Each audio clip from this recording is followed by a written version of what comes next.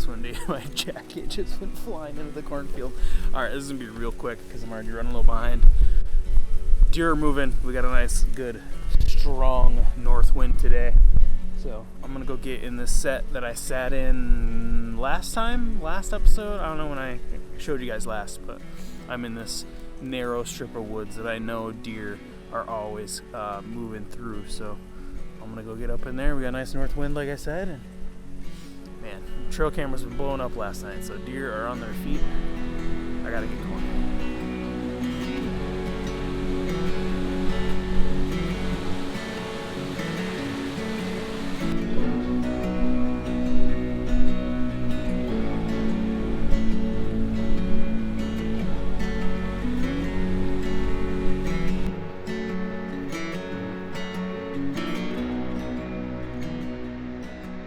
Alright, well, it's 9 o'clock.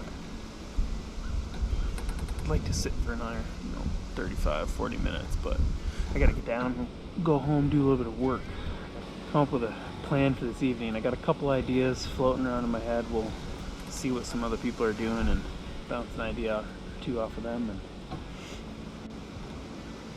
maybe see what our cameras show the rest of the day, because that shooter showed up at the other property. I might go make a sit out there, but we'll see. All right, ladies and gentlemen, it's time for the evening hunt. I have quite literally been sitting here for 2 hours, almost 2 hours, just cannot get myself motivated to make a decision today. So, one of the last episodes, I told you guys we were in an indecision mode and, decision paralysis. It was because everything was too good. Like, every single spot was just like, oh man, that would be incredible. I ended up spinning a wheel, picking a spot, and it, didn't really work out how we wanted it to, but still, like, we made a decision, we did something. Today, there's just like one thing wrong with every single spot and thing that I want to do. So I don't want to make a decision at all. Like, I'm gonna end up moving a stand over here, putting a camera out, and then I'm just gonna sit in it with however much time I have left in the evening to hopefully see something. But man, it has taken me back and forth, him and Han, go here, go there, think about this, think about that. Oh man, let me know. Let me know if you guys, how often you guys go through this. Trying to decide what to do, where to go, and then maybe not even end up going. Like, it's just the worst, right? Because it did cross my mind to just, the winds were so strong, just pack it up for the day. But when you got a day off from work, you got to get out in the woods. I just always regret it when I don't. So I'm going to go half-ass it and see how it goes. Maybe it'll work out in the end. I don't know. But either way, I got to get moving. Let's go move this stand. And we'll see how much time we got left by the time we got it all set up. We'll see how much time we got left in the evening. But I'm going to go attempt something. Hopefully it works out.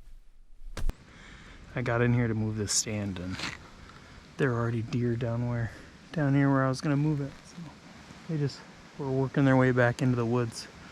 So now I'm just going to sit here. I'm just going to sit here this evening and then pull this set down at the end of the night. Call it a day. Who knows if I was on time and I got out here in time, if while I was setting up I spook those deer and my night's ruined, and then I'm even more upset. So maybe procrastinating will work out in the long run, but either way, we're not exactly where we want to be, but we've seen deer out of this stand every time we sat in it, so we'll see what happens. You never know, miracles can happen, and ultimately, I just want to, if I see some does come out and cross the field like they did last time, I'll be happy. Tonight's kind of just at this point, it's just see some deer kind of sit. Who knows, though? You never know what can happen. It's hunting. I'm going to finish getting set up and be quiet.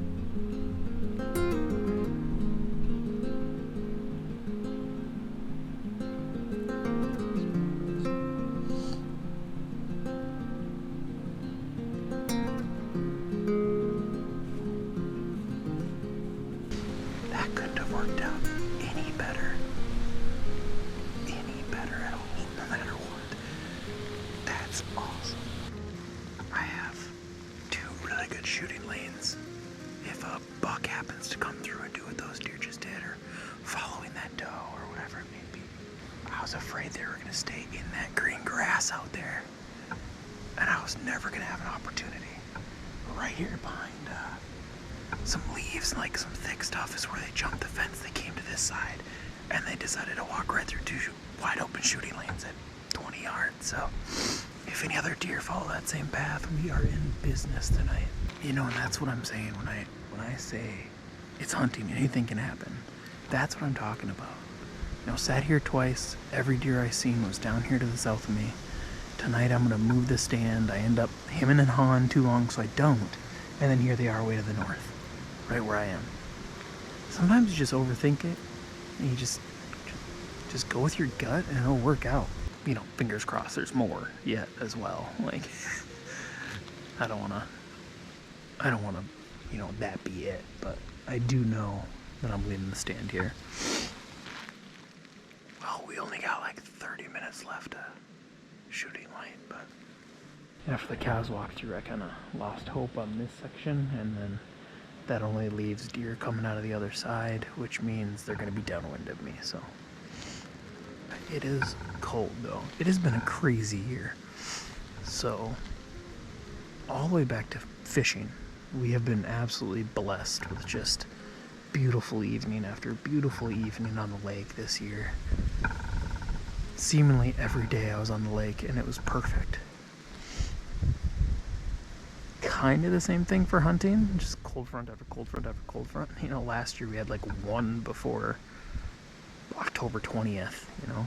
So you had like a burst of deer movement because it was the only cold front. This year we've had, man, we had one in September where it dropped like 30, first week in October, then it snowed, and now we're still in that one.